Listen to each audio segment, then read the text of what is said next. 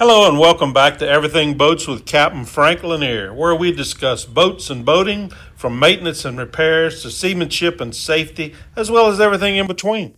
This podcast is a companion to my YouTube channel of the same name, so if you like and find it useful, be sure to subscribe and please check out my YouTube channel as well, where you'll find hundreds of informative videos on pretty much every boating topic imaginable.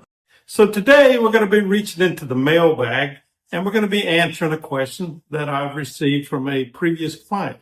And let's see what they have to say. Dear Capt Frank, I'm working on replacing the LPG system on my 1985 Freedom 32 sailboat. The LPG locker is too small for any propane tank currently on the market, and the LPG line has multiple connections on the inside of the boat. I removed the old LPG line, which was comprised of a copper line and two sections of rubber hose. I'm wondering if I can replace the full length, approximately 12 foot, with a single section of rubber LPG hose. I'll likely keep the old LPG system, the regulator and such, but replace the solenoid as it's rusted. I see these parts on Amazon. Any other suggestions? My last question would be, since an LPG locker is not quite feasible, I'm thinking I may attach a propane tank to the back of the boat. I've seen people make some DIY propane lockers to carry a tank on the back of the boat. Any thoughts or advice on this?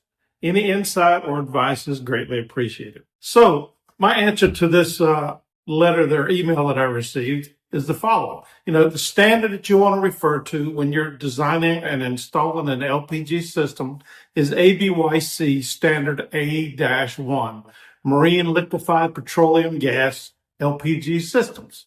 To answer her questions, I kind of did it in steps. One, yes, you can use a single length of LPG hose for that old combination of copper and hose run from the tank to the stove.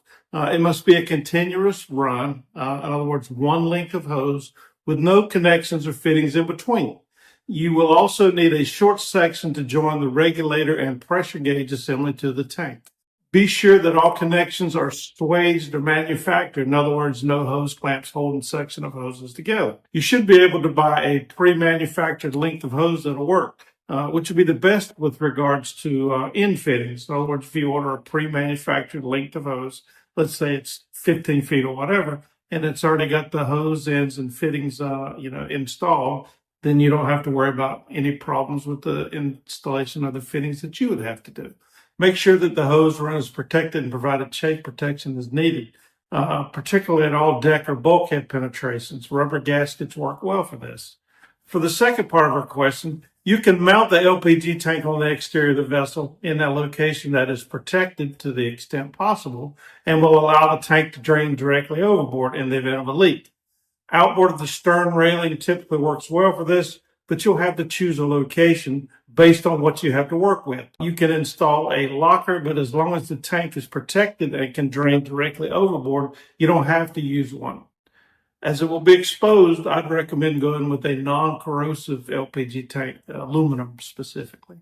So for the third part of the answer to her email, any existing part of the system that you plan on reusing, specifically the assembly and regulator, must be tested to verify proper operation. If it were me, I'd probably just replace these with new, right? Buying non-corrosive parts, of course, is best. Be sure to install an LPG pressure gauge as part of the installation so that you can conduct a leak down test on the system. This pressure gauge should be installed on the cylinder side of the pressure regulator. I'd also suggest investing in an LPG detector, leak detector, a sniffer, while you're planning the installation. Finally, as this is one of the few systems on board that can actually blow your boat up, I'd recommend having the system installed or, for a DIY installation, checked out by a competent marine technician familiar with LPG systems once installed and prior to use.